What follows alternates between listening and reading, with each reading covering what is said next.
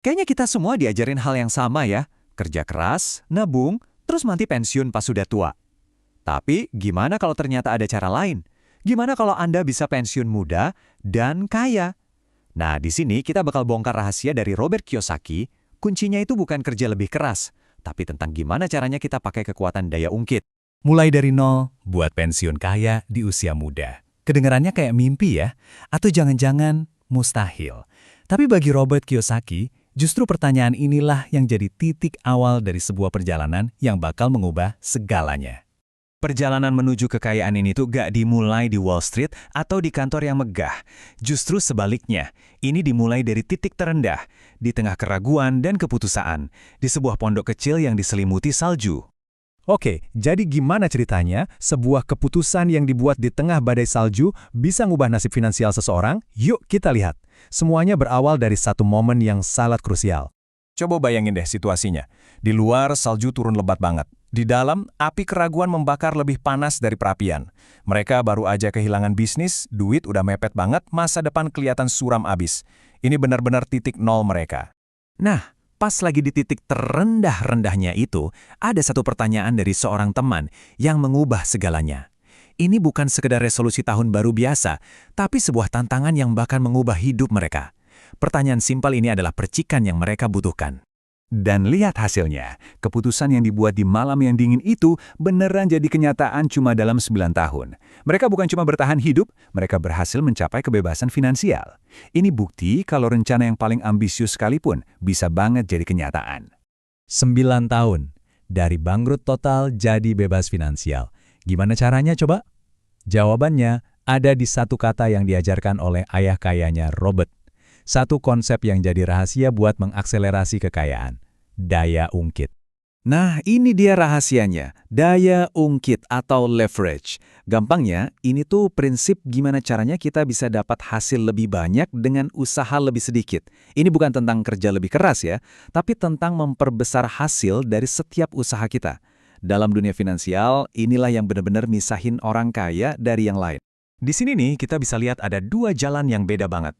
Jalan pertama ya perlombaan tikus yang kita semua tahulah, nuker waktu dengan uang, kerja lebih lama biar dapat lebih banyak. Tapi coba lihat jalan yang kedua. Di sini Anda nggak lagi mendorong rodanya sendirian.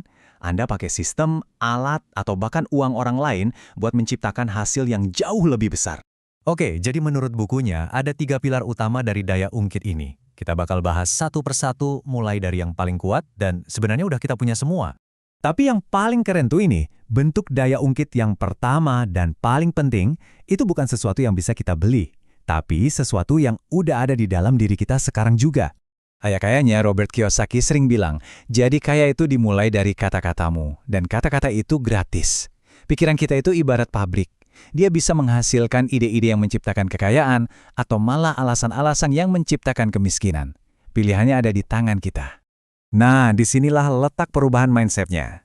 Kalau kita bilang, saya nggak sanggup beli, ya udah, selesai. Pintu pikiran kita ketutup. Tapi kalau kita nanya, gimana ya caranya biar saya sanggup beli? Nah, itu baru awal. Pikiran kita langsung terbuka, nyari solusi dan kemungkinan-kemungkinan baru. Intinya gini, kata-kata yang kita omongin ke diri sendiri itu ngebentuk realita kita. Kalau kita terus-terusan bilang, nggak bisa, ya kita bener, kita jadi nggak bisa. Tapi kalau kita nanya, gimana caranya? Otak kita bakal mulai nyari jalan. Oke, mindset udah bener nih. Terus gimana cara ngubahnya jadi tindakan nyata? Apalagi kalau udah menyangkut salah satu alat finansial yang paling sering disalahpahami dan ditakutin banyak orang. Utang. Ayah kaya ngajarin kalau nggak semua utang itu sama. Ada utang jelek, ada utang baik.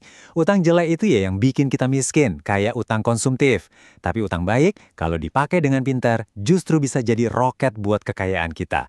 Utang baik itu dipakai buat beli aset yang bisa bayar utangnya sendiri dan bahkan masih ngasih untung. Prosesnya secara konsep sebetulnya simpel banget loh. Coba bayangin ya, Anda nemu aset yang bisa ngasilin duit. Terus, Anda nggak pakai duit sendiri buat beli, tapi pakai duit bank.